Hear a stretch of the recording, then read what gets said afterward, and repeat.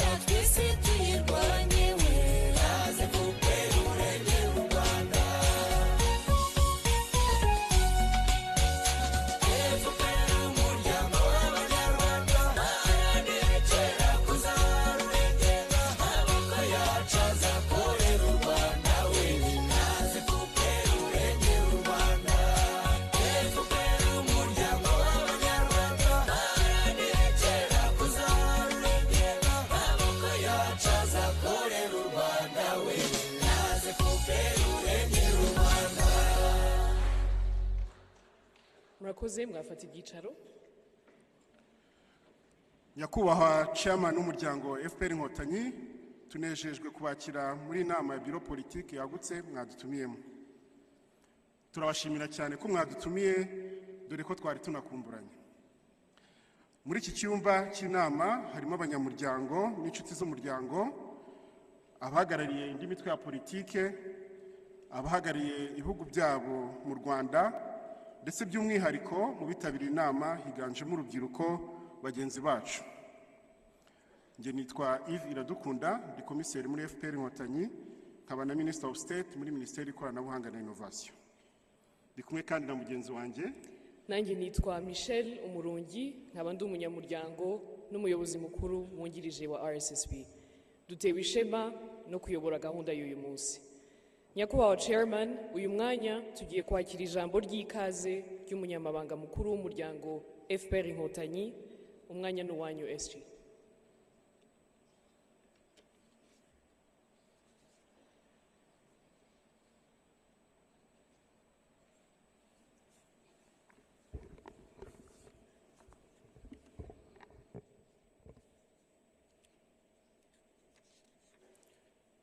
Nyakubahwa Perezida wa Repubulika, mukaba na chairman w'umuryango wacu FPR Inkotanyi, banyakubahwa bayobozi bakuru b'umuryango FPR Inkotanyi, banyakubahwa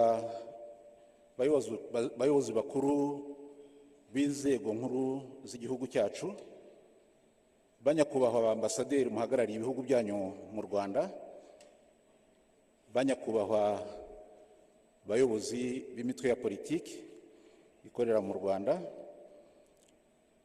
banyamuryango mwese mwaturutse mu mpande zose z'igihugu, mbanje kubasuhuza.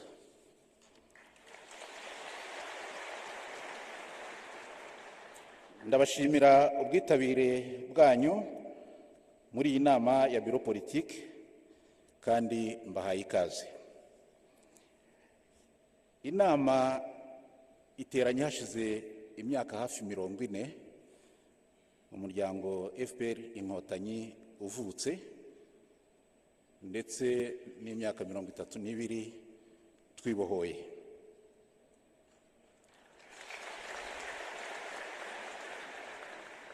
Muri iyo myaka yose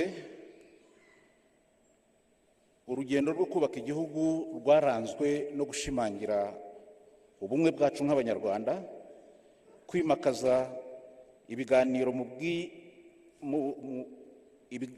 mu kwishakamo ibisubizo, guharanira umutekano no guhora dushishikajwe n'iterambere rishingiye ku mutungo bwite w'igihugu cyacu, kimwe no guhora duhangayikishijwe no gusigasira ibyagezweho. Kurondora ibyiza byinshi byagezweho siyo gahunda y'uyu munsi gusa. Imibare igaragaza ko icyizere cyo kubaho mu Rwanda ku Banyarwanda cyamaze kurenga imyaka 70 kuva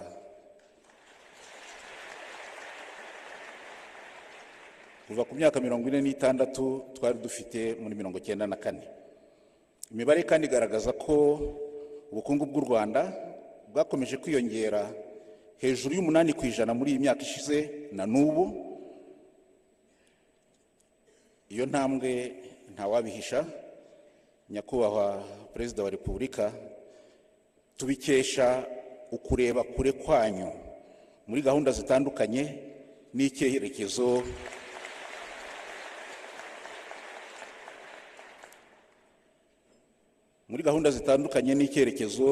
muha igihugu cyacu mu bushishozi buhambaye twagiriyemo amahirwe adasanzwe nk'Abanyarwanda, kandi bwagaragariye kenshi n'amahanga muri rusange. Ubwo mvuze ibyo, Nyakubahwa Chairman w'umuryango, nasaba n'abari hano mu nama kumfasha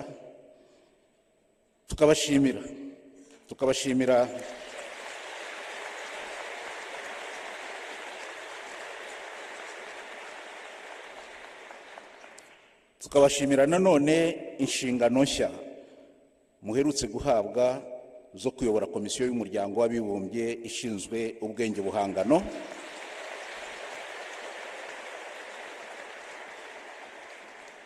Icyo akaba ari ikindi cyizere gishimangira bidasubirwaho ubushishozi n'ubuhanga muyoborana bikomeza guhesha ishema igihugu cyacu muri rusange, kandi bikaduhesha ishema twese nk'Abanyarwanda. Nyakubahwa Perezida wa Repubulika, nubwo hari byinshi twagezeho kandi twishimira, aho tugeze akaba ari heza, ariko tuzi neza ko n'urugendo rukiri rurerure. Turacyafite imbogamizi zimwe ziduturutseho, zirimo imikorere ibusanya n'indangagaciro z'umuryango kuri bamwe, n'izindi zishingiye ku mihindagurikire ya za politiki ku isi, ndetse n'ingengabitekerezo ya jenoside ikigaragara mu karere turimo. Ibyo byose bitugiraho ingaruka mbi mu buryo bumwe cyangwa ubundi, bikaba bidusaba buri gihe guhora twiteguye, tunishakamo ibisubizo. Muri iyi nama abanyamuryango biteguye gutanga ibitekerezo bifasha mu gusesengura no kunoza ingamba, imikorere n'imyitwarire bikomeza imihigo mu kwigira n'ubudasa mu iterambere rirambye. Nyakubahwa Perezida wa Repubulika, mu nama nkuru y'umuryango FPR Inkotanyi yabaye tariki ya 19 z'ukwezi kwa 12 umwaka ushize, hafashwe imyanzuro 8 igamije nanone kunoza. Yose yatangiye gushyirwa mu bikorwa kandi ikomeza gukurikiranwa mu buryo buhoraho, by'umwihariko kugira ngo umuturage ahabwe serivisi zinoze uko bikwiye, aho ari ku isonga nk'uko duhora tubivuga. dukomeje gushishikariza no gufasha urubyiruko kubyaza umusaruro amahirwe menshi igihugu kibaha, haba ari mu rwego rw'ubukungu nko mu buhinzi, ubukerarugendo, inganda n'ikoranabuhanga, haba mu rwego rw'imibereho myiza nko mu burezi n'ubuzima, haba se no mu miyoborere myiza aho benshi bagaragara mu nzego zitandukanye z'ubuyobozi. Urubyiruko batumiwe ari benshi muri iyi nama, n'andi mahirwe mwabahaye yo kongera kubona impanuro zanyu mu buryo butaziguye. Nyakubahwa Perezida wa Repubulika, urubyiruko rurabibashimira.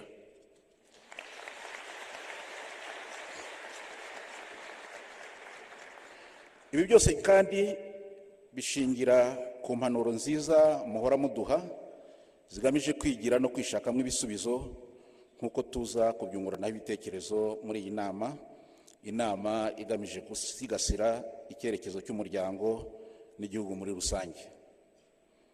Iyi nama kandi, Nyakubahwa Perezida wa Repubulika, nagira ngo nibutse nk'uko byavuzwe ko yatumiwemo, uretse ingingo ya 57 y'amategeko agenga umuryango wacu ateganya, yatumiwemo abayobozi bakuru b'igihugu cyacu, yatumiwemo abahagarariye ibihugu byabo mu Rwanda, ndetse n'abayobozi b'imitwe ya politiki ikorera mu Rwanda. Ni inama yingajemo urubyiruko nk'uko twabivuze, hafi 60% y'abari hano ni urubyiruko, byose bigamije kugira ngo dushyire mu bikorwa ibigamijwe byo kubaha amahirwe yo kongera kubona impanuro zanyu bahibereye. Ngana mu gusoza, twiteguye twese nk'abanyamuryango gushyira mu bikorwa impanuro mutugezaho n'imyanzuro y'iyi nama. By'umwihariko abayobozi bose bari hano bazarushaho kwitabira ibikorwa bibera mu midugudu batuyemo, kuko nibyo bifasha kwihutisha ishyirwa mu bikorwa n'imyanzuro y'inama nk'iyi, ndetse n'iby'ibyemezo n'ingamba bitandukanye bya guverinoma bishyirirwa mu bikorwa mu midugudu. Mu gusoza, abanyamuryango, nagira ngo nongere mbasabe mumfashe dushimire Nyakubahwa Perezida wa Repubulika akaba na chairman w'umuryango wacu uyu mwanya utagira ukusa yatugeneye. Murakoze.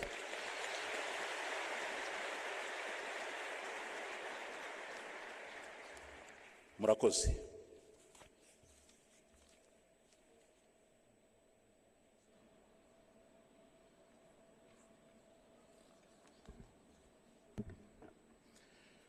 Dushimire Munyamabanga Mukuru ku ijambo.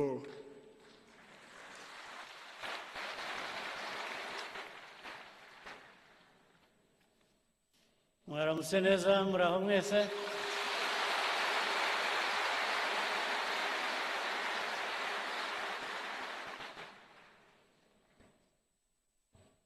Vice Chairperson, RPF Secretary General, RPF Commissioners, members of the Diplomatic Corps, I want to thank you for honoring our invitation. We are happy to be with you here.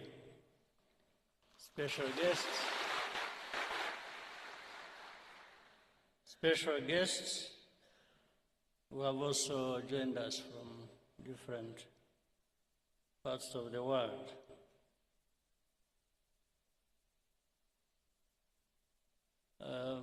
Ndabashimira kubera ko ngira ngo ubutumire bwabaye mu gihe gito, ariko ndabona byitabiriwe n'abantu benshi. Mwakoze kuza.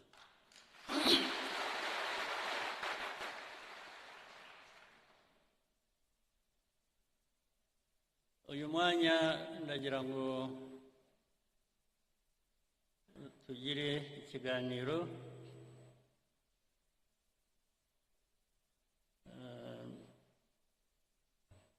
ndababwira ibyo ntekereza ku bintu byinshi, ariko ndahera kuri RPF.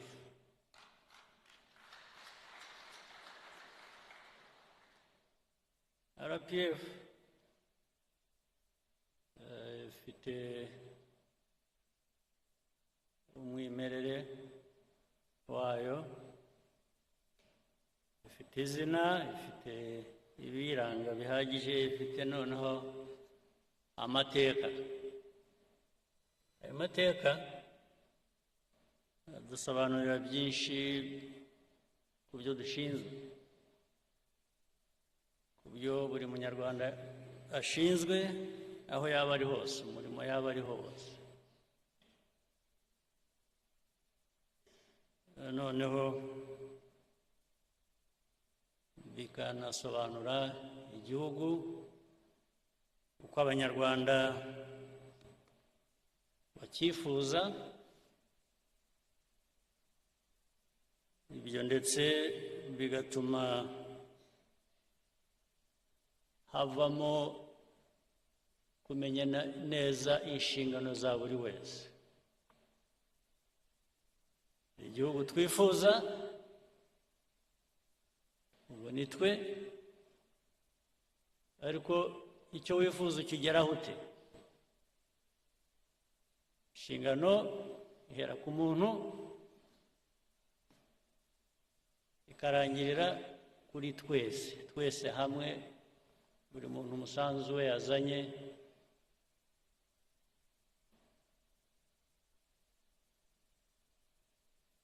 Ushyirwa hamwe gute kugira ngo bitugeze kuri ya ntego twihaye naho dushaka kuba turi. Ibyo rero ni imvugo gusa,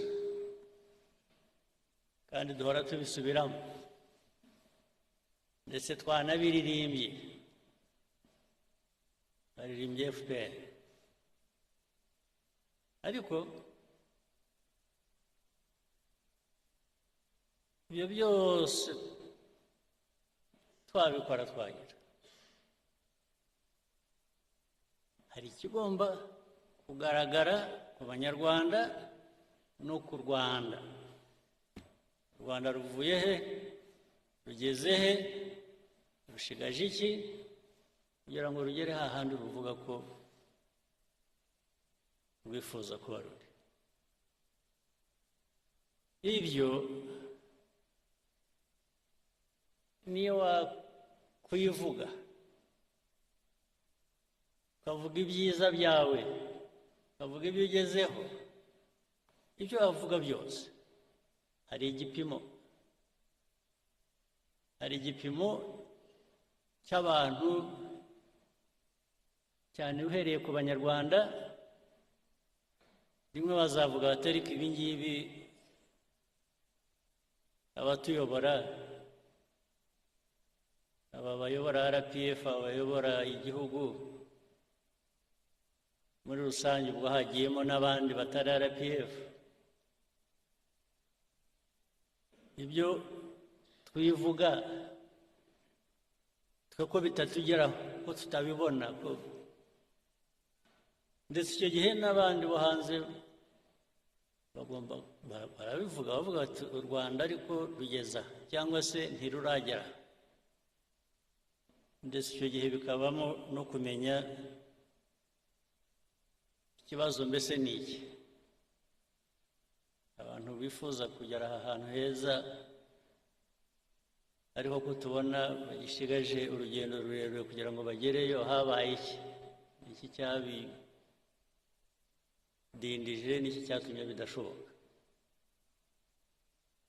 Buri wese buri gitondo ukuramutse ujye wibaza icyo kibazo, wibaza ikibazo cy'aho tugeze bijyanye n'inshingano twihaye twebwe. Wibaze ndetse ushaka ibisubizo icyo abanyarwanda ubwabo bavuga ko bameze bijyanye n'icyifuzo cyabo, cyangwa se aho babasezeranije kubageza. ukibaze ukisubize, kuko results ntabwo wazirema gusa ku bwawe ngo abantu bazibone kandi zidahari, ntabwo wabihimba. Niba abana batajya mu ishuri ntibari mu ishuri, ibyo ntabwo wahimba ngo uvuge ko wageze ku ntego yo gushyira abana n'abanyarwanda mu mashuri. Niba badafite ubuzima bwiza, badafite ikibarengera, ntabwo wabihimba ngo uvuge abanyarwanda bageze ku buzima bwiza kandi bidahari. Iyo bidahari uvuga ibindi, it's self-indictment. Ni urubanza wishyizeho ugomba gusubiza. Ibyo tuvuga, ibyo dukora bigomba kugaragara no mu byo tugezeho. Iyo binyuranye ubwo hari ikibazo. Ibyo tugezeho nibidahwana n'ibyo tuvuga,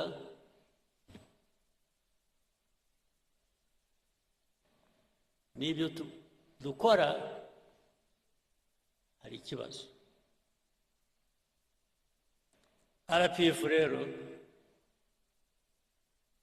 uyu mwanya tuba tubonyeho iki kiganiro ni ukutwibutsa, ni no kugira ngo twisuzume, umwanya wo kwisuzuma. Uwisuzuma kandi iyo yibeshye cyangwa iyo abeshya, ingaruka zabyo zirahari. Niwisuzuma ugasanga nta ndwara ufite, wari uyifite, iyo ndwara irakwica.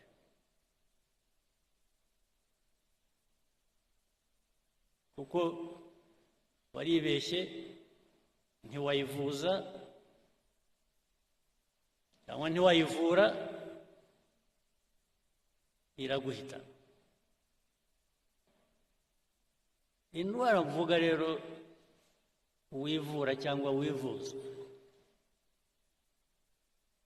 izo ndwara zirahari. Hari indwara wivura, hari n'indwara wivuza. Indwara wivura ni ukuvuga ngo igisubizo, umuti uri muri wowe. Uribaza ukavuga utari ko inshingano jyewe mfite ndazuzuza. Ntabwo ari ikibazo uzabaza abandi nabo bafite izo nshingano.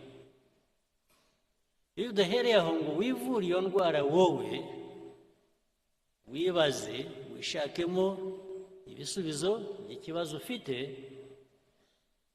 nta wundi wabikuvura. Iyo ndwara tugomba kwivura nk'abantu, nta wundi wayituvura. Niba utuzi inshingano wahawe uko bikwiye, inshingano ufitiye igihugu, ingaruka zabyo zo zirahari kandi ziri no kuri wowe. Indwara wavurwa n'abandi ni ikibazo ushobora kuvuga uti ariko iki gihe singifitiye ubushobozi, reka nshake uwamfasha cyangwa uwo twafatanya gushaka umuti w'icyo gisubizo. Ubwo nabyo birashoboka kandi bibaho. Ariko iyo utabikoresheje, iyo udahagurutse ngo wowe ushake uwo mwafatanya kugira ngo mukemure ikibazo cyakurenze, nacyo ubwo wa muti utahaye cya gisubizo, cya kibazo wari ufite. Ibyo rero ubundi abantu bavuga RPF cyangwa bavuga andi mashyaka cyangwa bikajya muri politiki gusa, politiki ikaba rwaserere bikaba ibintu bimwe. Politiki yo numva ya RPF ni uguhangana n'ibibazo tugashaka ibisubizo, nta yindi politiki.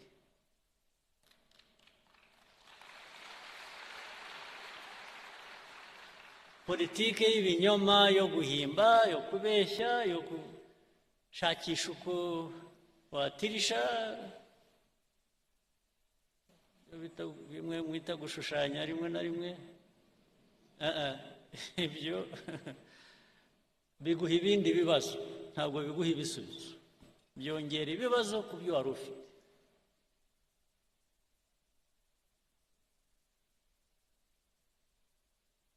Ikindi nacyo kuvuga ngo no mu mibanire uko tubaho hagati yacu cyangwa se hagati yacu n'abandi, ndavuga u Rwanda n'abandi, nujya gufatanya n'abandi urabanza wowe ukumva ikikurimo ufite n'iki wowe utanga kugira ngo uhuze n'icyo undi atanga, mwese mubigiremo inyungu, ari wowe ari n'undi mufatanyije. Hari ikibazo rero gikomeye cy'amateka yacu, amateka y'u Rwanda cyangwa se amateka muri rusange ya Afurika.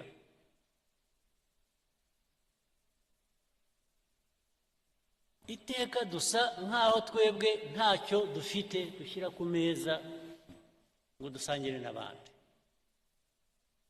Duhora dushaka ko abandi bagira icyo bashyira ku meza, twe tukaza tugasangira nabo. Ubu rwose hari politiki imeze ityo, imaze imyaka n'ibintu birebire cyane. Niba ushaka uwo mufatanya, uwo mwakuzuzanya, gira icyo ushyira imbere nawe uvuga uti reka twuzuzanye. Ni nacyo cyatumye mu mibanire yacu n'ibindi bihugu n'ibindi bice by'isi duhora turi abo kugabirwa, gufasha, kuzanuka.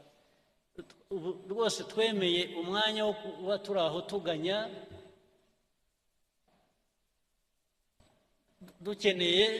dutegereje uwatugoboka.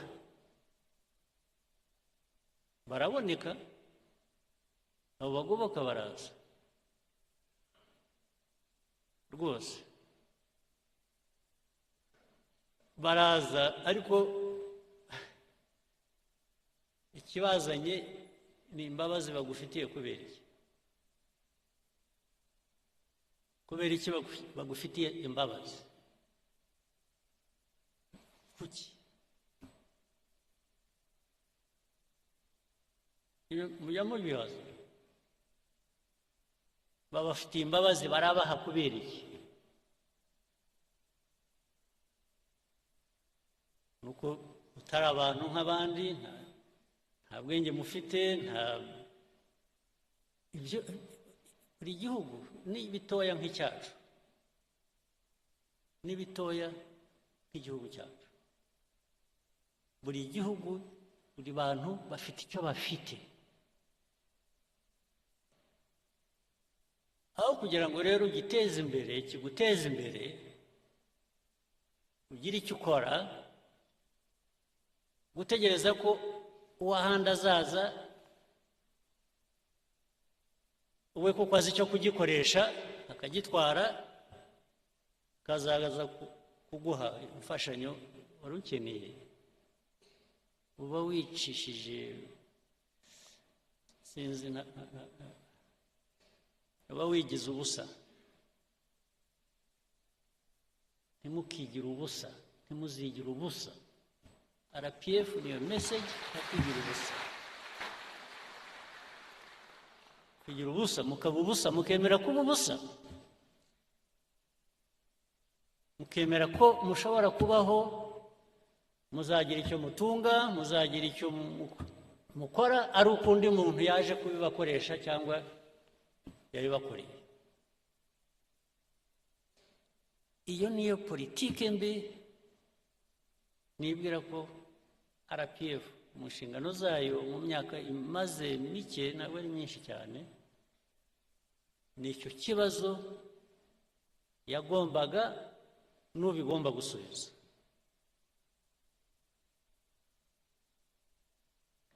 Ibibazo tumaze kunyuramo mu Rwanda mu mateka yacu, musubize amaso inyuma mwibuke, ndetse n'ubu ngubu n'uyu munsi u Rwanda rutahagurutse ngo rugire icyo rwikorera rwigezaho, ubu muba muri ubusa, muri ubusa. Ariko abo kudufasha, abo kuduha ibyo dukeneye, abo kutugaburira bo barahari, baba baraje bakatugaburira. In fact baraje buzuza ku byo twageragezaga gukora, nabyo turabibashimira. Ukuzuza ku byo yagerageza gukora ni byiza, ariko udahereye hahandi ho kugira ngo wowe ugire icyo ukora, ugire icyo wigezaho, hinduka ubusa.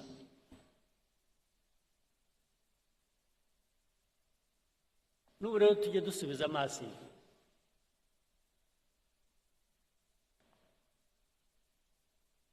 kuko bigenda bituganisha n'ahantu nyine duhurira n'abandi, haba mu karere, haba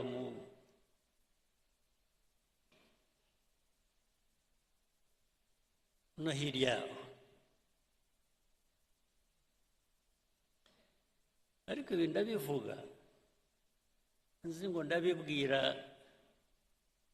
abenshi muri hano muri bato, ni urubyiruko. Ndibwira ko majorite hano ubu abenshi mugomba kuba muri hagati y'imyaka 20 na 45.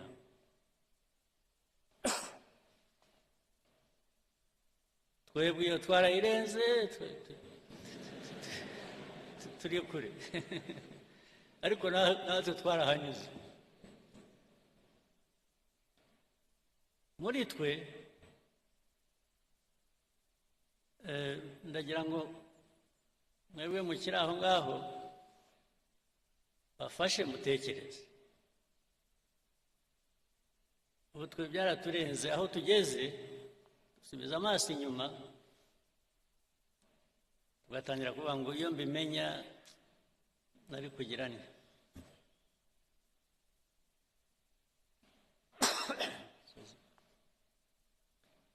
Mba naragize ntya, nari kugira ntya, ariko too late. Twaragiye. Ariko mwebwe ntimuzategereze kwibaza icyo kibazo karabaye. Ni ubu ngubu, sinaho.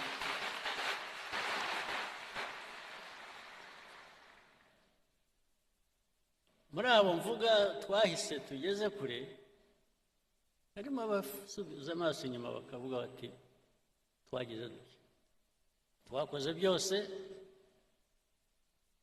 twageze kuri byose, ariko umusanzu wacu wabaye. Abo ndavuga abarwaniye u Rwanda bigatuma rushobora kugera aho rugeze ubu.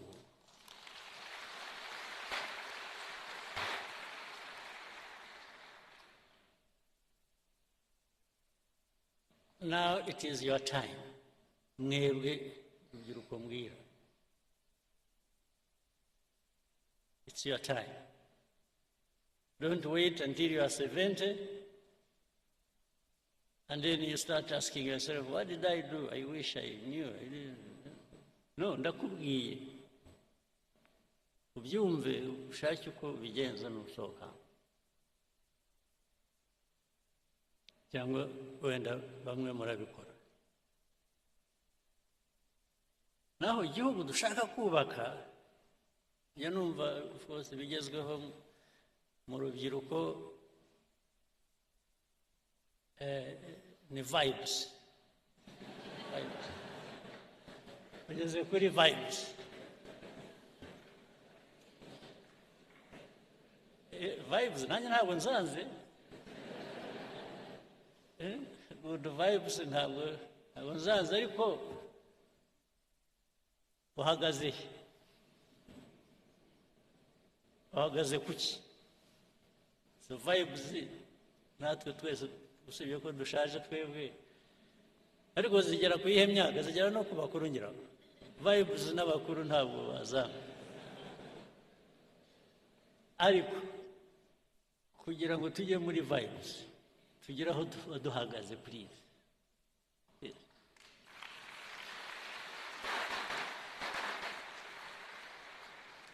Don't invest in vibes. Invest on the foundation, in the foundation where you can now vibe.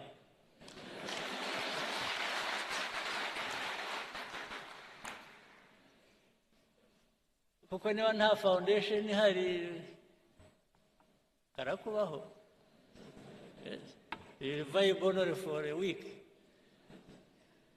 No, but ngira ngo ibyo mushaka turashaka biri sustainable. Yes. We want things that are sustainable. We want to build a society that is resilient. You can't build a society that is resilient on vibes. No, but a resilient society can vibe.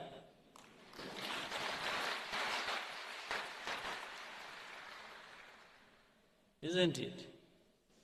So it is a daily responsibility mukwiriye gutekereza. Ni ikintu mukwiye gutekereza buri munsi. Ntuhore ufite impungenge ariko ejo nzamera nte, nibucya ndaba meze nte. Uhora ufite, kuko stress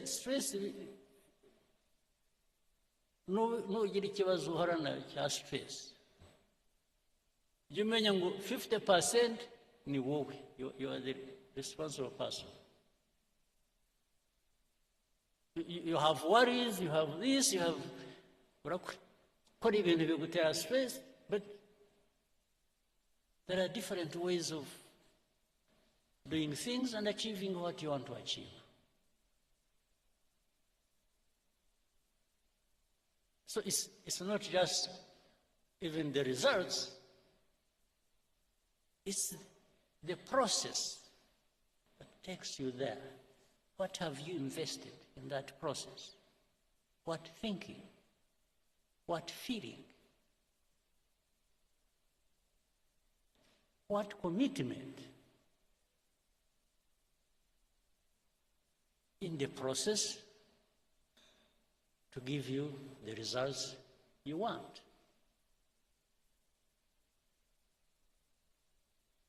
Nta kintu cyikora nta na busa.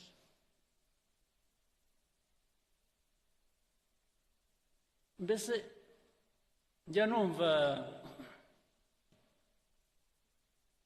hari abantu bagibwamo n'umwuka. Umwuka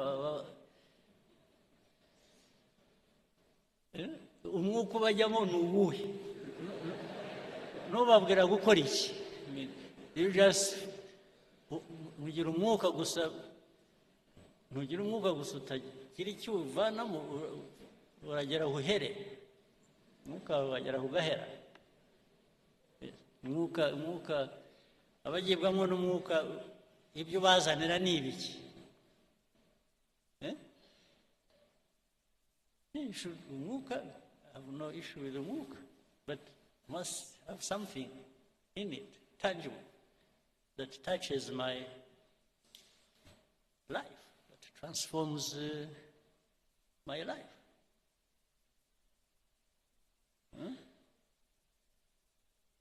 abagira amahirwe mugire umwuka please ujye ubahira ariko ntibigarukire kuri mwe iwe wagiwemo n'umwuka w'amahirwe wagize amahirwe wowe kuki utawusangira n'abandi nawe ukabageza mwese mukawusangira kuko nukugeramo wenyine ukawugumana ariko nabwo icyo mvuga ntukabe imvugo gusa bijye mu bikorwa njye nimbona mu bikorwa bihari ushobora kureba byaturutse ku mwuka nanjye ndawifuza nanjye nzagana aho ngaho ariko the measure ni what is it that has been delivered? What is it that we can touch and feel and benefit from to improve our lives? What is it?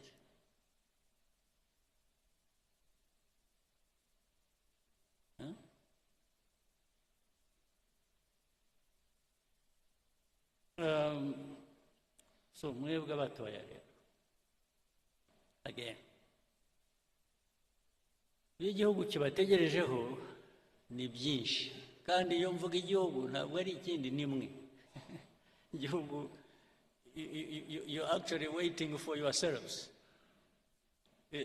nimwe mwitegerejeho the future ariko ya process navugaga na wa mwuka ni a couple of things urubyiruko bya bindi navuze by'amashuri n'ubuzima ugomba kugira ubumenyi ukagira n'ubuzima kuko niba mudafite ubuzima ubumenyi buzakumarira iki kumenya bizakumarira iki udafite ubuzima must have both and it is easy to have both if you have made the choice to have both. It can't be one and not the other. You must have both. Ni nk'uko ku rundi ruhande rumwe niba uteye imbuto ni nko kurera ni nk'uko utera imbuto igiti kigakura ukajya uhora ugiha ibyangombwa gikeneye kugira ngo gikomeze gikure gifite ubuzima namwe abantu hari kwakumenya nimwe mukwiriye kuba mugerageza ibishoboka byose kugira ngo mubugereho ndetse bitari ukubugeraho gusa mushobore kubukoresha kubageza ku byo mwifuza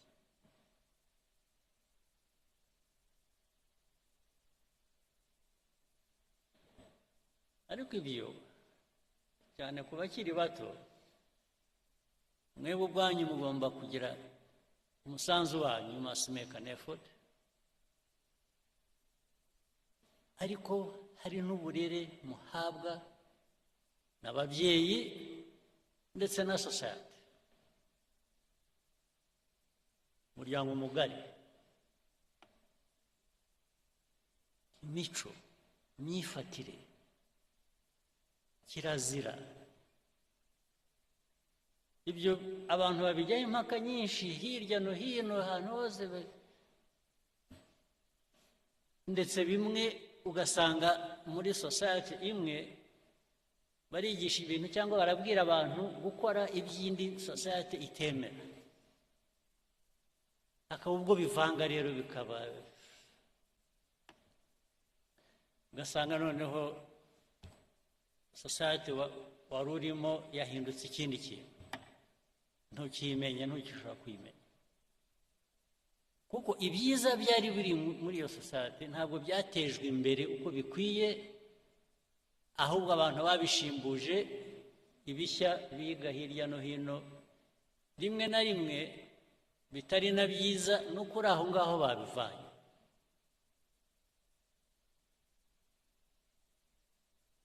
urubyiruko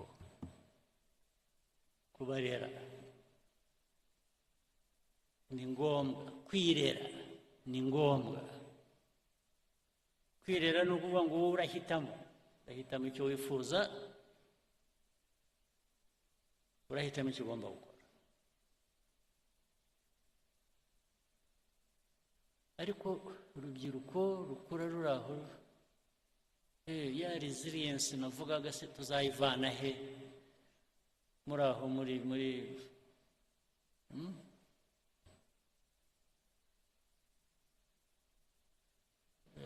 urubyiruko rwamamaza ibiyobyabwenge asanga ngo ni ubuzima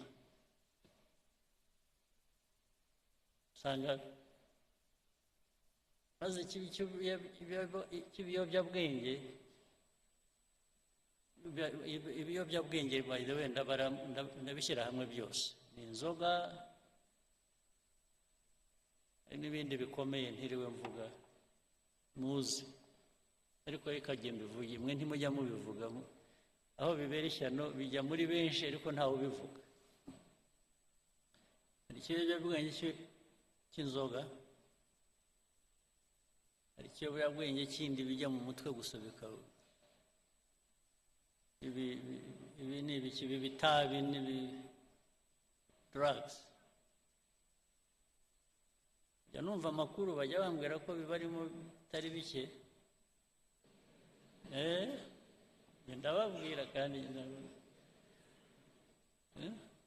ubu ngo ni ibintu byamamaye bifite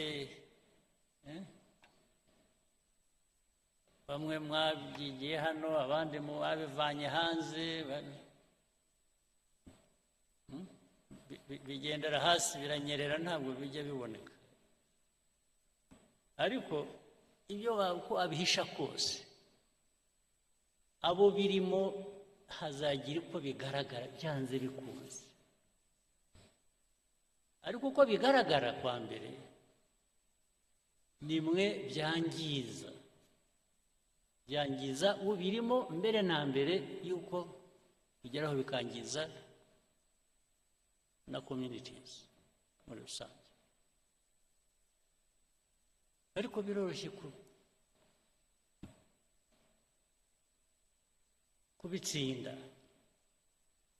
kubitsinda kwa mbere ni ukutabigira imvugo ni ukutabigira ibiganiro ni ukutabigira ibintu by'igitangaza abantu bakwiriye kuba bakora kutabyemera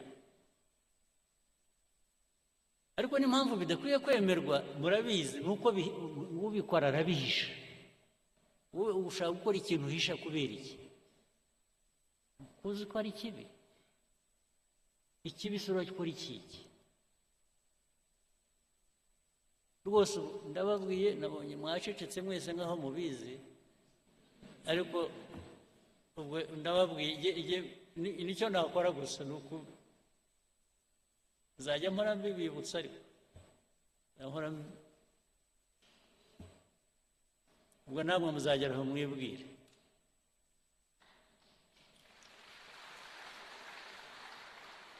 icyo mbivugira ni iki urubyiruko tubatezeho bya bintu nabanjirijeho nimwe mwakiza u Rwanda rw'ejo uko tugenda dusimburana keretse niyo iyo mission mutayishaka it's a different matter ni bamwe mutabishaka mwaravuze okay ndetse hari aho mwageragera ngo mugashyira urubanza ku bababyaye ngo ariko se ubundi ndi hano ubundi mwashyize hano kubera iki ukabwira ababyeyi bawe mwambyariye iki ariko ibyo ntabwo ari urahari ibyo ari byo byose ugomba gukora effort yo kuba muzima not just for yourself ariko no ku bandi kuba muzima bikagira n'inyungu ku bandi bitari wowe gusa. Icyo tubatezeho urubyiruko mwebwe mu bishya u Rwanda rwifuza yamumva ibintu bavuga bya innovation murayumva iravuga buri munsi innovation irimo abantu bameze neza bafite ubuzima bwiza bafite ubumenyi bafite gushaka igera kure irafasha yubaka abantu yubaka igihugu. U Rwanda nicyo twifuza. Ikindi ni commitment. Ugomba kugira ikintu cyawe igihugu cyawe aho ukomoka ugomba kugira icyo igihugu kigira icyo kiguha ugomba kugira icyo ugiha. Igihugu kiraguha ukagiha. Ibisigaye ni politiki zisanzwe muri polisi zituma abantu biteza imbere ndetse bateza igihugu imbere bitari ibyo gusa. Ibyo ndabasabye mujye mubitekereza. Kuri iki gice reka ndangirize ku kindi. Ibyo mvuga rero nabyo ntabwo bikwiye kuba amagambo gusa bikwiye kujya mu bikorwa. Ibikorwa ni ukuvuga ngo mwe muri aha benshi ni abayobozi cyangwa se muri mu nzira yo kuba abayobozi. Imiyoborere aho uri hose ku kazi ako ari ko kose wifata ute ukora ute utekereza ute. Niba uri umukuru w'akarere umuyobozi w'akarere umuyobozi uzindi nzego zo hasi uhari wumva koko ukwiye kubuyobora. Umuturage arakugana mugafatanya gukemura ikibazo. Investor ushaka gushora imari arakugana mukaganira ikibazo ukagikemura cyangwa umushyira aho ngaho ukamubwira gutegereza kandi muri uko gutegereza ngo yibwirize agire ukuntu atunganya inzira. Birahari kugeza n'uyu munsi bibaho.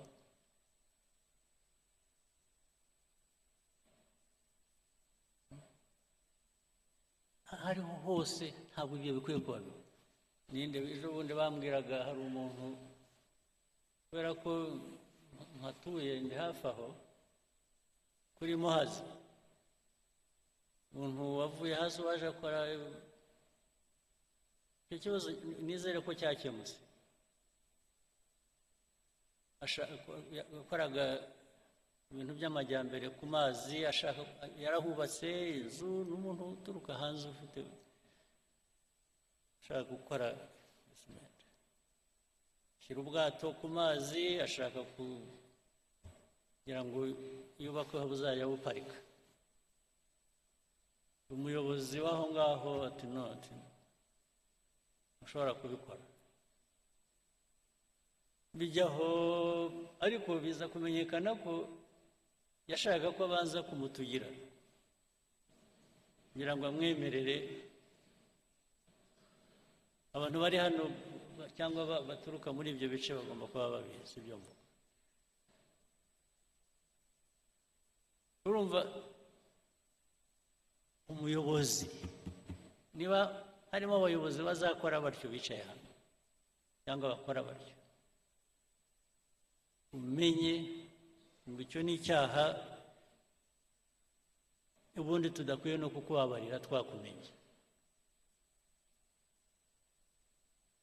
Ibikwiye ibijyanye na RPF, ibijyanye na politiki nshya y'igihugu cyacu kubaka, dushaka kubaka, ntabwo bijyanye.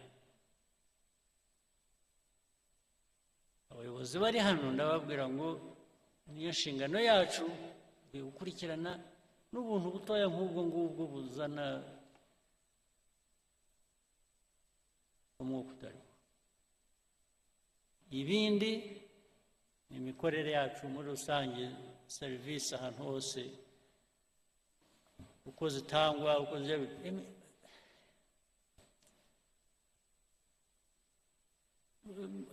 abantu bakora batyo baratudindiza ntitubamenya, ariko nuko ari benshi rero basanga wicaye hariya usabye ikawa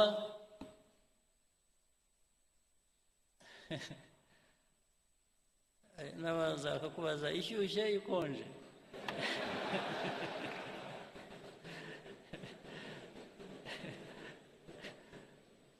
Bakubaza ngo uti ni ikawa isanzwe ishyushye ariko mushyiremo n'amata, akagenda akabura. Ubu ndavuga ibintu bimwe mbona n'abantu baba bavuga buri kanya, akagenda agahera pe minota 15 20 utegereje ikawa, bakubaje niba ushaka ikonje cyangwa ishyushye, ariko bababwiye gushyiramo amata akabura. N'amata yabuze ntibakubwiye. So niba wicaye aho utegereje izakamwa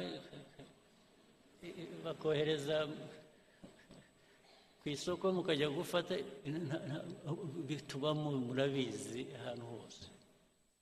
Ubwo si byo ni rubyiruko nyabakiri rumeze rubyo. Oya n'imigendere ukuntu bagenda yikurura.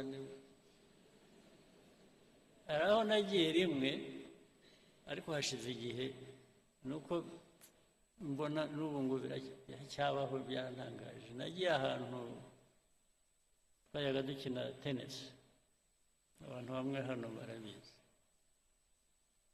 kera hashize igihe. Turangije twicaye turuhutse, tubanza gushaka uwagira icyo tubaza dushaka, arabura. Turahamagara, mushobora kuza kugira icyo muduha, ariko haza umukobwa mwiza ugenda neza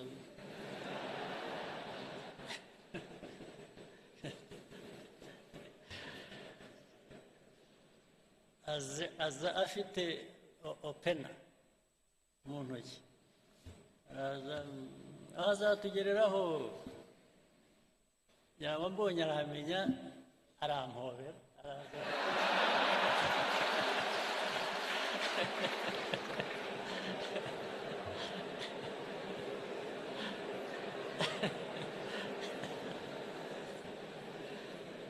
Arabanza arampobera, ndetse agomba kutuzunguruka twese aduhobera. N'abandi turi kumwe bose abanyuramo, ndamubwira ko se wa mwana we, turashaka ibyo dushaka, waba ari ibyo duha ibi. Erega byasaga nk'ibyarangiriye aho ngaho, kuduhobera. Tugeze aho twarambiwe turahaguruka turigenda. Ubwo urumva umuntu nk'uwo yangirije abakorera, natwe twari turi aho dukwiye kuba dufite ibyo dushaka twishyurira, natwe ntacyo yaduhaye, twese tuviriyemo aho, ari aho yindi.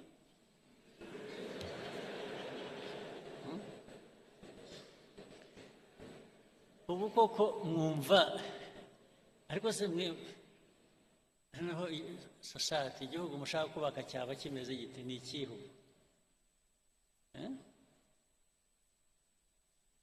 Reka ibyinshi ariko hari abandi muri mwe benshi bakora ibintu bizima. Rega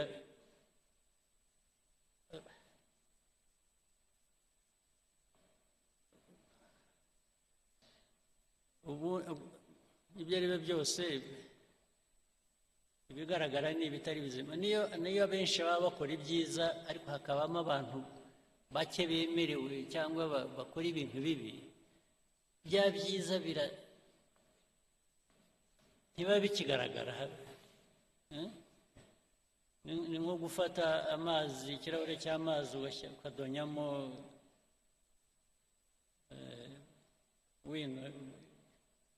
ikaramu ink, bashyiramo ink, ikirahure gihera ko gihinduka y'amazi yeraga yari ari meza ukayabura. Ibyo rero dukwiye kubyirinda. Naho hari benshi hano njya mpora nabo even bakora ibintu byiza, ibintu bya innovation, ndetse bihindura ibintu byinshi mu koranabuhanga, muri za IT, bikajya mu bintu byinshi hirya no hino, n'abantu bakora za revenue authority, abantu ba revenue authority bari hano.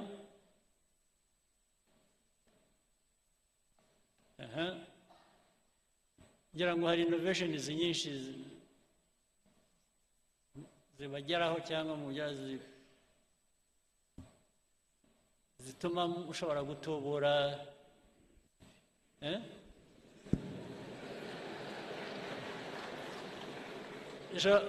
zizamura ayo mutuvanamo ayo mutwe.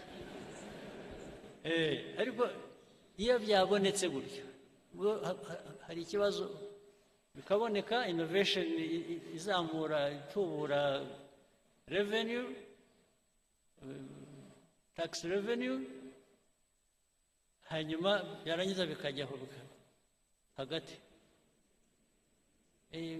Ariko ntabwo zabanza ugira utya bakajyaho innovation, bose barayemeranya ko ikora, ariko barangiza bakajya mu process imbere yo kuvuga uzaburetse urareba hari amategeko, ntabwo twagira dutya tutabanje hari aya mategeko, ariko amategeko akaba yo gutinza ibintu gusa. Amategeko se bwana,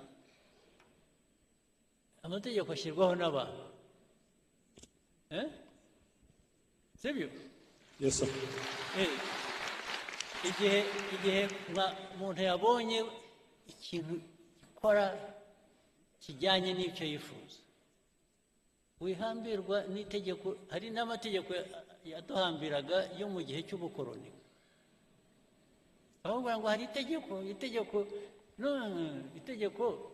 n'ubundi si wowe urikora, si wowe urivanaho, we gifate nk'ikintu cyakuzitiye gutera intambwe, bihere ko bigera aho bigera. N'abo amategeko tubabwira ngo ariko ibi bintu ntabwo bijyanye n'igihe, muratudindiza gusa. Ndetse hari n'ubwo dushobora gufata ibyemezo tugakoresha igikora, itegeko tukaba turigisheho gatoya,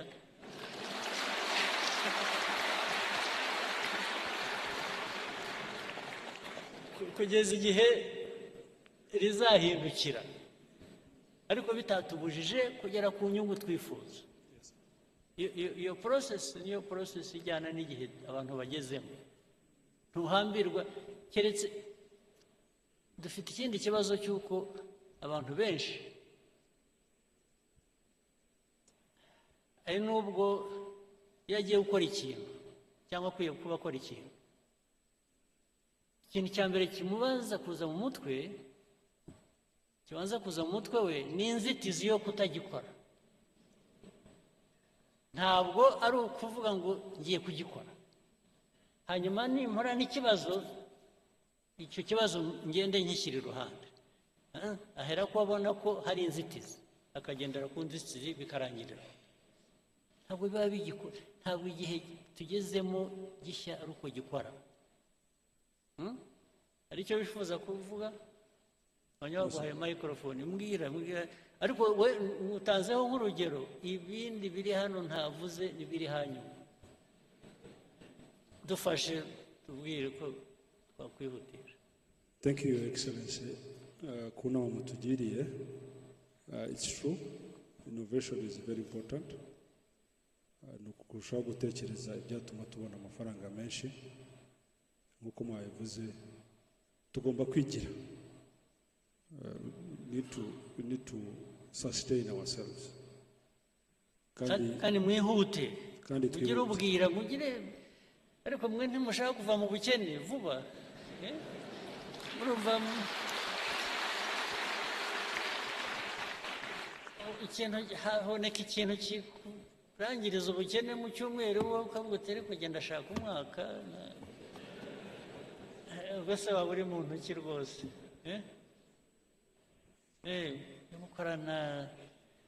Gukorana umwete kandi ntabwo bivuze kwangiza ibikorwa. It doesn't really mean sacrificing anything that you shouldn't. Sibyo? Ujye mwihuta muwe wepesi. Mwihute. Igihe utafite guhagarika kigutangira wowe uritangira kubera iki? Why don't you just move?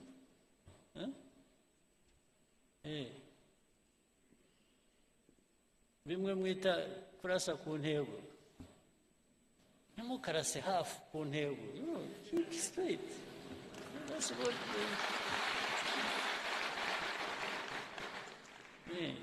go for it. Nawe wumva uri satisfied uko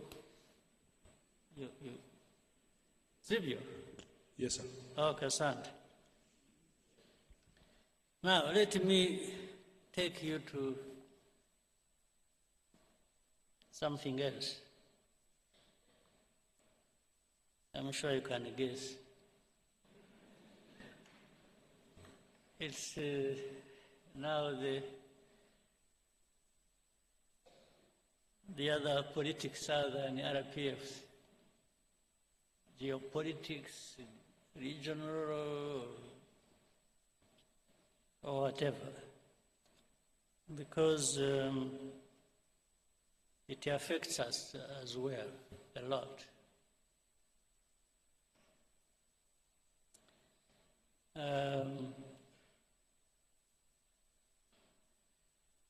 Ariko reka ntangire ni just a short story. Tito Rutaremara, are you here?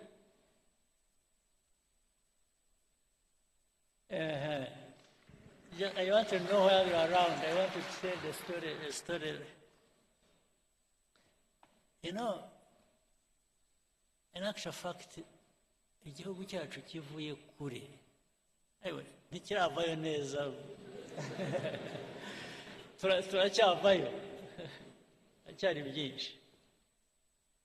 Impamvu mvuze Tito, it's a bit of a history ijyanye na what happened to us, the genocide, the tragedy. I want to build on it to tell you some other things.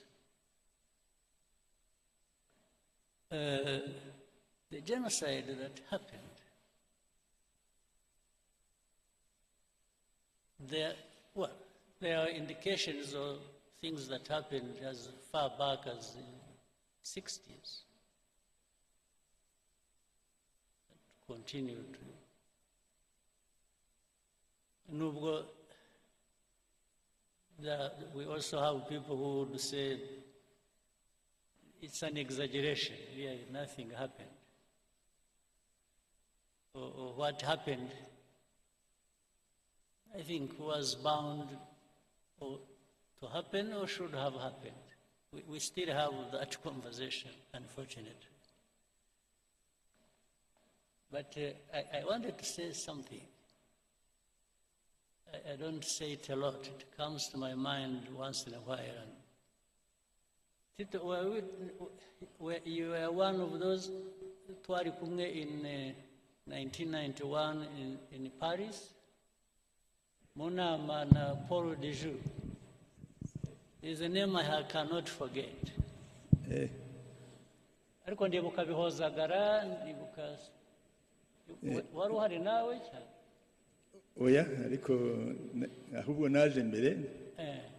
Twarahamusanze. Niyo mpamvu nabaga confused. Abo najyanye nabo mu nama ni bande? Hari Bihozagara wari wazanye na Dr. Nande? Dr. Ndahiro. Dr. Ndahiro, but I remember we were like 5 people. Okay, but at least we told you the story immediately after the meeting. Yes, I remember. Sit down. 2 things happened. And I'm saying this because recently something else came up that was a bit disturbing.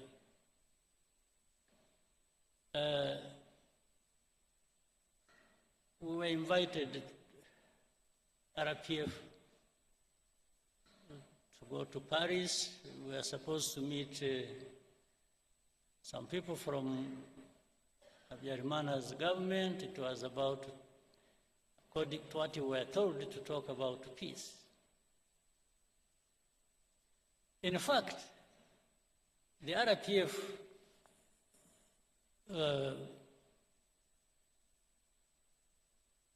for which I was chairman, vice chairman then, insisted I should not go. Because they are saying, you know, with all these things happening, and that was 91 September. Was it 91 or 92? 91 September. The end of 91. Eh? The end of 91. Yes, it was particularly, I remember, 71 September, I think it was 22nd. So the people insisted I should not go because there was chaos, they even thought they were worried about my security and so on and so forth. So, but I insisted, I told our people in a meeting, which was very people, I said, you know, if we don't go, and they, by the way, they insisted I should be the one to come. But I said, no, but you have the chairman, so maybe you should be the one to come. He said, no, we want you. And that's what caused some worry for our people. They said I shouldn't go. But I insisted. I said, I'm going. Because if I don't go, if we don't show up, we will never be understood that you think we are just there fighting and we don't want peace. So I went there. A couple of things, quickly, I got something else. When we arrived, we had a meeting. It was in the morning. I met a couple of people. One was a man who was, I think, a director general in foreign affairs in France. And that man was called Paul de. I followed him. He even later on became ambassador to Mexico, then went somewhere, and then he's now an old man like me. He's 90, must be 90 something, 96 or something. So when we met, I met him, I met Mitterrand's son. I was almost beaten up for not pronouncing the name well. I'll tell you that. So in the meeting, this man, Paul Dejoux, kept poking his finger in my face and said, you must stop fighting. So I tried to explain. I said, you see, it's not that we enjoy fighting. We are not fighting just because we like fighting. we are fighting because I went into the history and so on. So he insisted. again.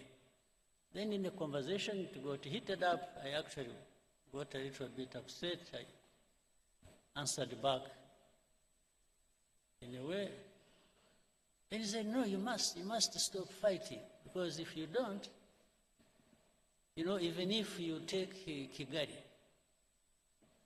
you will not find your people. This is what he told him in a meeting. So at first I couldn't understand, I didn't understand what this man meant. You will not find your people. But directly it meant they will be killed. So, anyway, the meeting happened, got finished. It was not a good meeting. And as we were going out, he accompanied us in the corridor, and then he said, hope to meet you next time but he was being sarcastic, when you are the commander of the new army of Rwanda. I said, yes, sir.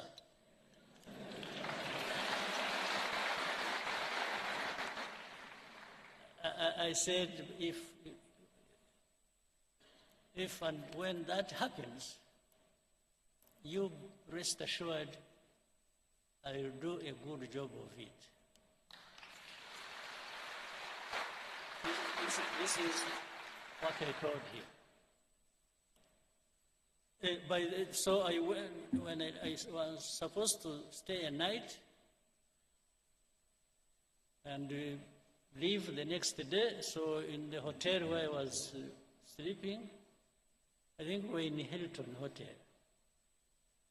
I was with Ndahiro and the Tom of Byabagamba. So in the middle of the night at around 4 a.m., I woke up to this light in the room, and about 6, 7 people in the room with guns.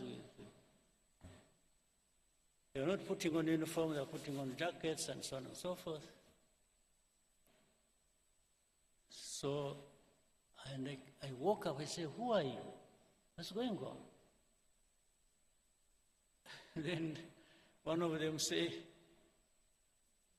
he spoke in English. So you hear him, he's even speaking English. So I was in the wrong place, first of all. And then they said, so say, where are your documents? Bring your briefcase. Before I opened it, they had broken it. So I kept asking, who are you? Who are you? Who are you? Then as I was doing that, when I looked through the door connecting to the room where Dr. Ndahiro and Tom Byabagamba were staying, I saw they were sitting down in handcuffs. For me, they didn't put me in handcuffs. So I asked people, I said, what is going on? They, a bit rough, but so they took us, dumped us somewhere in prison. I didn't know. It was my first time to be in Paris, and my first time to be in prison.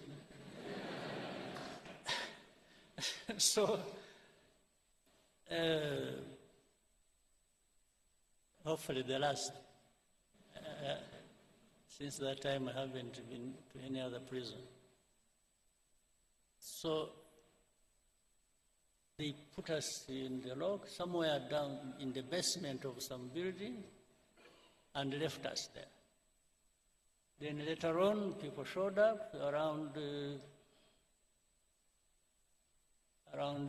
3 o'clock. In fact, why I remember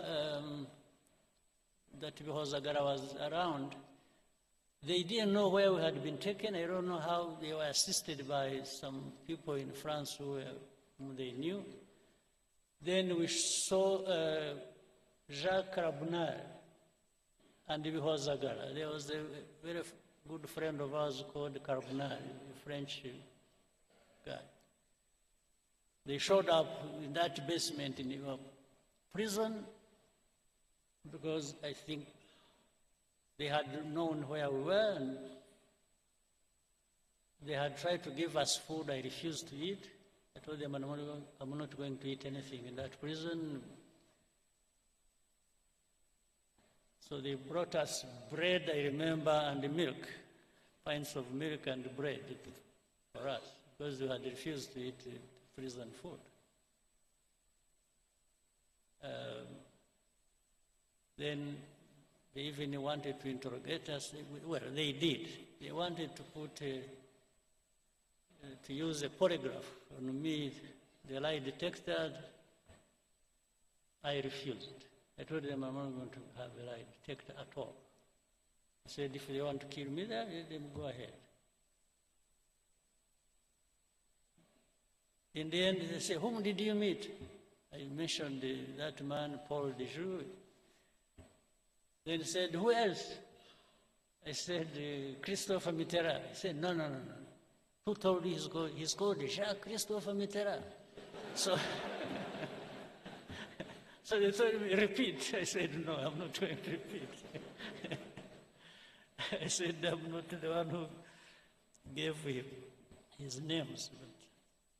So anyway, in the end, in the night around 8 o'clock, they released us, and that night I left. I drove from Paris to Brussels, where I was to take a plane the next day and come back home. Now, I'm saying this, I'm telling you this story. The fact that somebody actually implied that something was going to happen to our people, meaning even if you take Kigali, you will not find your people there. You will not find them alive.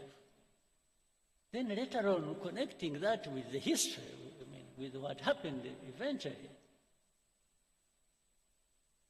I could not but conclude that was the meaning.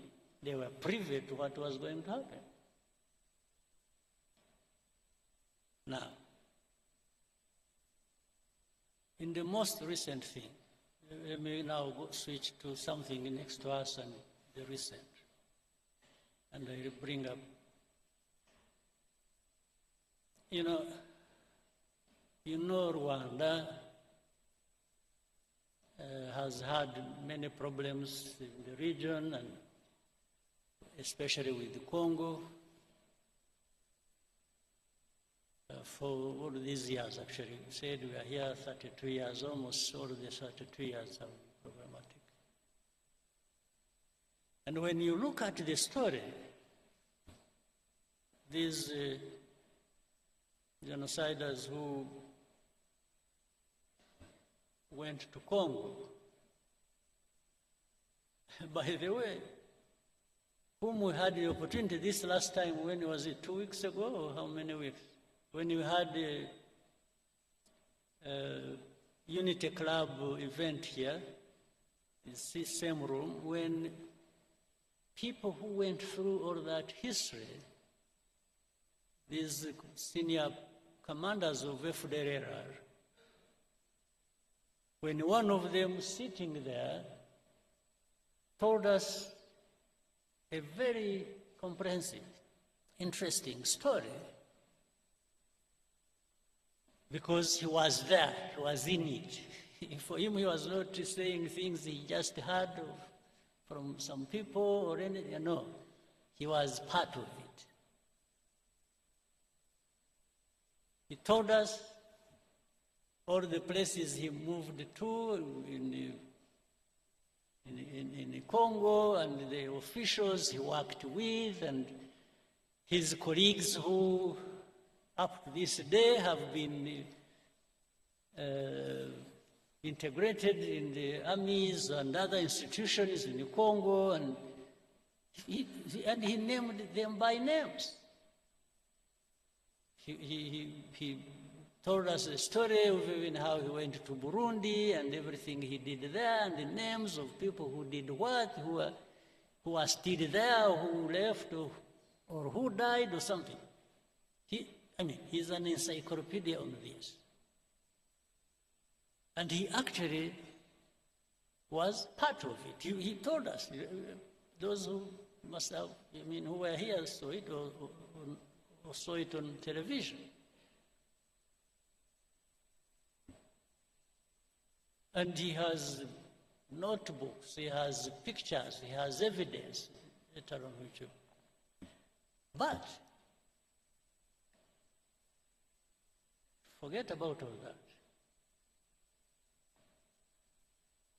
The story has always been, and he told us, you remember, he told us even of the connivance of the UN, the peacekeepers. Yes, they worked with, they were selling gold together, they were involved in the timber business, in agriculture, and named places, people, and where. It's just so. But despite all that, up to this day, you will hear people say, FPR don't exist. The UN, there's something, there are some experts, groups of,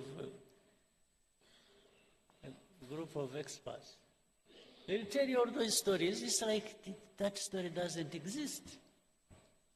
Or if they say it, they will say it so lightly that you should believe it doesn't matter.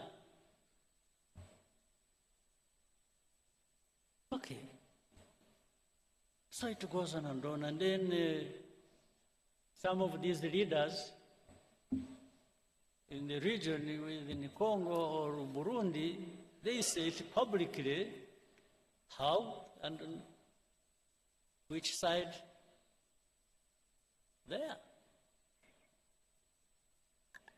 And their intention, and even what they have said on camera, somebody will want to convince you, no, it's not him. It's not them. It's some advisors.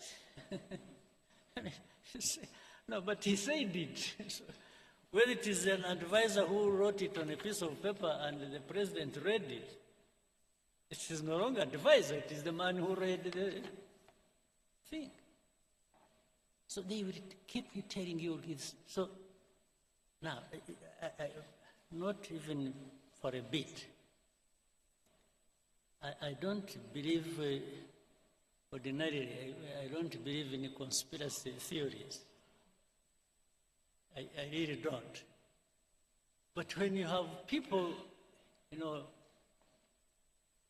who are there asking the same questions, pretending it's saying the same things, and even when you explain, they come back to you and tell you what they told you last time, meaning they want you to believe what they are telling you, or what they want, not the facts you're presenting to them.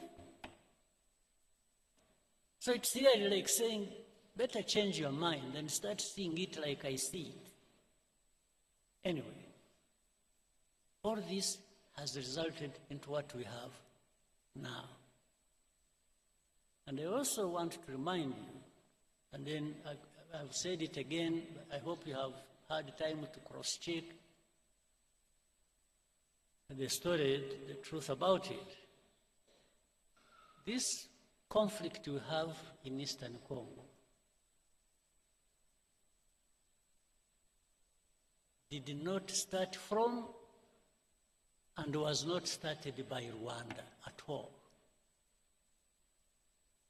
But somehow the plan, I think, before was to make it a problem of Rwanda or for Rwanda. Again, to tie into the story, connecting the whole story of where everything that has happened is not anybody else, it is Rwanda that caused it, or that must carry the responsibility. I think that needs somehow in your minds or whatever, or by gathering facts, that problem needs to be settled. This has not been our war. We didn't cause it, and it did not originate from here by any means. We are not part of the origin, except for being associated with the saying, oh, this is M23, the story that was there 2012, and for 10 years it was not addressed, it comes back, still it comes to be our own problem. But the same people, in fact, one time we were in Nairobi, we had a meeting with heads of state at the beginning of this conflict. I had opportunity to ask President Tshisekedi in the same meeting. I said, President, how has this become Rwanda's problem? How has it become? This is not anything started by us or didn't come from Rwanda. Why? He just hesitated, and I told him, I asked him, I said, do you know, are you aware of the fact that actually that whole rural areas, those areas around, have more or less been taken over by FPR, and they even man roadblocks and collect taxes? He hesitated and said, yeah, he has heard about it. This was his answer to me. He said, so what do you think FPR is there doing? And why do you allow them to be there? And we have asked you to work with you to address that problem together. You have refused. Now, before that was over, another president offered an explanation and where those people originated from when they went to fight in Eastern Congo. Saying it came from started from his country. So, and every time I brought up this issue with the people, I said, why did you make this Rwanda's problem? It is not Rwanda's problem, it is the problem of Congo and their own people, and it only becomes our problem when it comes to FPR that must be sorted out. One way or the other, either you sort it out, you Congolese, or the UN that is employed there, and there are thousands, you address that problem and stop them from invading our country, or we will sort it out ourselves.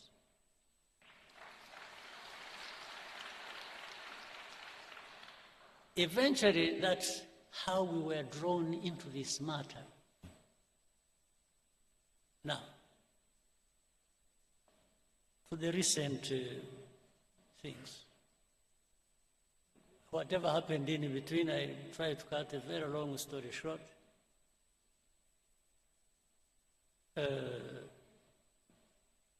A lot of manipulations started happening. They would call us one day in one capital, they would call us to Rwanda, we go there, we discuss things and raise the things the way we thought should be addressed. That one doesn't work well, then next time we are invited to go to Doha, then we go to Doha, then next time we go to Washington. And in between, we went to Dar es Salaam, we went to Nairobi, we went wherever, talking about this. But there was one thing that was constant. Congo, or the leaders of Congo, didn't want peace. They wanted to continue supporting FPR against us. In fact, later on, they were joined by some other countries' armies.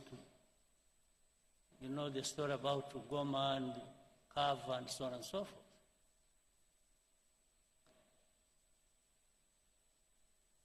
So, but we told them, just help us deal with FDLR, and for us, we will not. But in the end, something came up. It's like, by the way, you should also, it's like, even now when we talk about removing defensive measures and so on and so forth, which I'll come to later, they say Rwandan troops must pull out of Congo and so on. And so we say, yes. You know, for many of these people who pretend, they actually, by that, they mean that even M23 will be pulled back into Rwanda. That's something hidden behind. It's like they expect us to be receiving M23 here. Now, that goes into a long debate. Whether or not,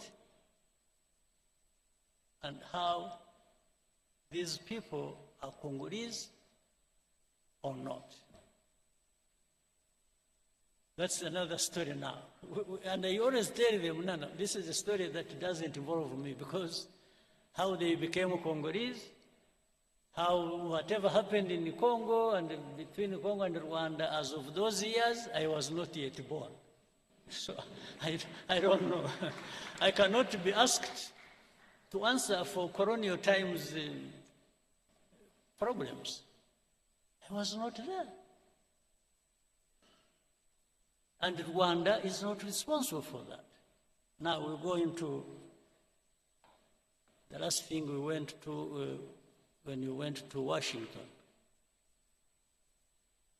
and which the whole process has resulted into sanctioning Rwanda, sanctioning RDF, sanction. It's just sanctions, sanctions, sanctions. And sometimes we even want to tell them, say, wait a minute. Let's understand each other. What's going on? And there is no time. There's no time for Rwanda to be listened to. It's just sanctions. Sanctions, that's what we said, that's what we do, that's what we do. Now,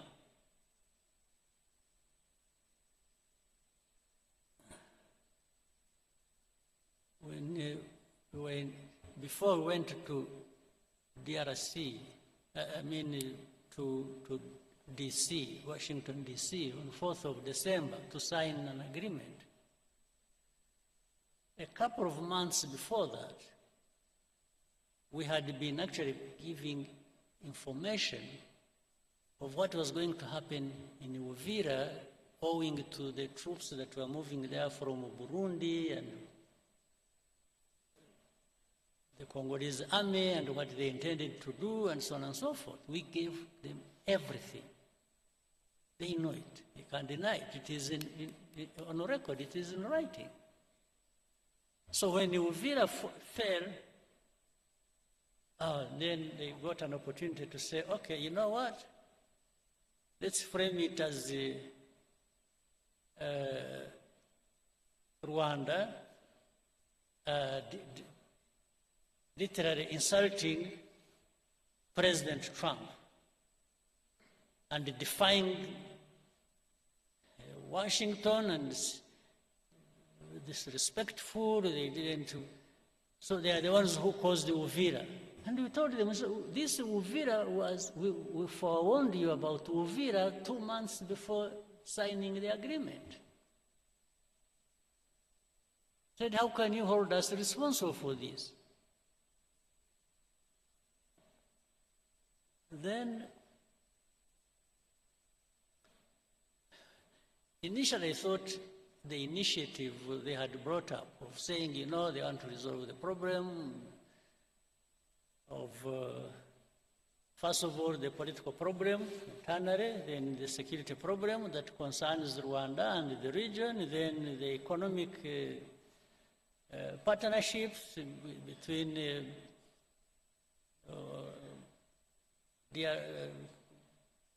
US, DRC, Rwanda, and the region. I said, you know, I thought this was a wonderful thing. we really embraced it. We said, oh, this is something. But little did we know, we had actually been just set up for something else. Because in the middle of it, there came a story. It is, you know what we want to achieve is no M23, no FPR, and we just walk to the mines and that's it. But we told them in our discussions, we kept telling the people, we said, fine, but you will do whatever you want to do. But how do you just expect these people fighting for their own rights, these Congolese, the FCM23 and others, for them they are on the ground fighting, the others are fighting politically all over the place, as you have seen, including the religious leaders and so on and so forth. I said, how do you just all of a sudden think you will wish away all of this without actually addressing some of the root causes? He said, no, because we can't. Oh, then the mercenaries came in. These are the second round of mercenaries. You know, there are first mercenaries who even came through here and were transported back. Other mercenaries came in the background, and they were the ones, somehow they converge with the policy on the region and on resolving this problem. They are the ones dictating, and I think these are the ones who are supposed to finish. But this, while the initial thing was to finish FDR and finish M23, this time it has become finishing M23, not FDR. FDR because they are working with the same people and working with the government of Congo.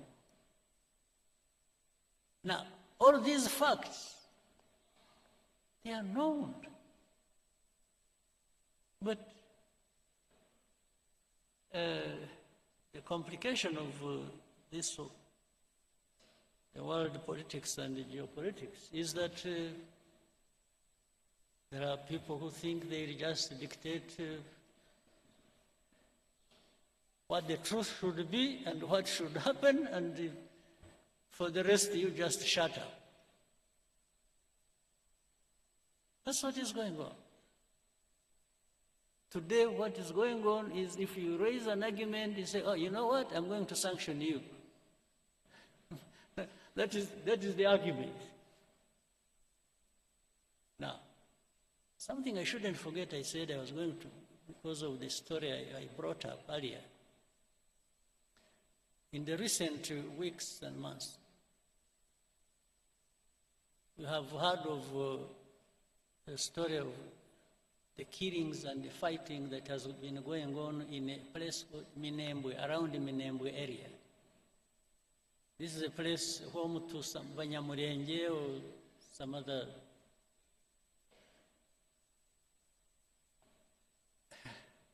What is disturbing? At the beginning, when even in our argument, when we told them what is really happening on the ground and telling the people how, telling the powers that be what was going on, and say people are being killed, they are being, drones were firing at them indiscriminately. In markets, in churches, many people died. Maybe, hopefully one day people will go there and investigate and will find the truth. But what was disturbing was that in that same conversation and argument, somebody says, don't bring up that issue, it is none of your business. So which for me looks like, it's like the story of Paul de Joux. It's like that those people being killed for their identity and anything is none of your business. Meaning, shut up, We are going to kill them anyway. I mean, I'm just calling a spade a spade. It's like, shut up. It's none of your business. They didn't even say, are you sure they are being killed? Or are you creating a story or what? No, it's like, that's none of your concern.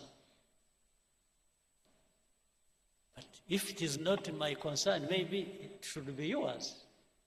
So why are you not concerned? And things keep getting worse and out of control every time. So where we are now, we just told, remove your defensive measures. Whether we are associated with and helping FPR with the Congolese army and the government to do whatever they want, and then in exchange you have whatever you want, just shut up. So this is what we are being told. But making people shut up, just shut up, I think it's going to be probably more difficult than people think.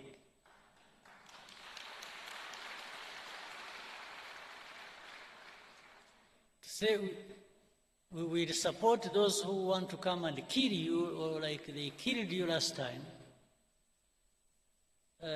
or we will handle it the way we want, so shut up. Well, I only shut up when I'm dead. That's when I'm coming.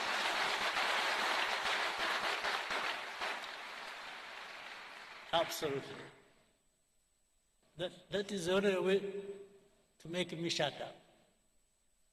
That's it. For the belittling everything and making it look like some people's lives are just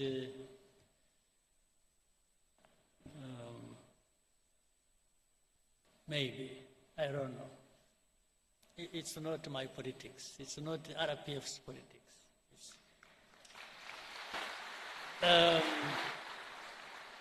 We're a small country, very insignificant in many ways.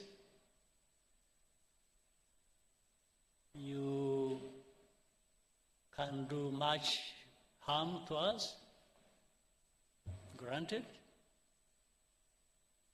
But boy, wishing us away is not a big thing, is not a small thing. Wishing us away just to say disappear. They were saying they make disappear FPR, they make disappear M23. By extension, they were saying even you, Rwanda, will make you disappear. Well, I can't invite it. I can't wish to have such a thing. But when it comes, when I have not been able to avoid it, I think they'll find it. I only wish you people, you people, I'm not worried about myself. I just worry about you if you just go home and sleep and think you'll find everything on the table for you without having to invest in it. If you are there waiting for handouts, or for people to do you a favor so that you can live, it would be very sad and absurd, and it will be a lot of our time and value wasted. I hope that will not happen.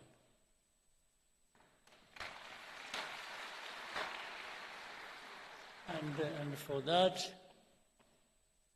I wish everybody well and a very good meeting, and I hope to see you next time. Thank you.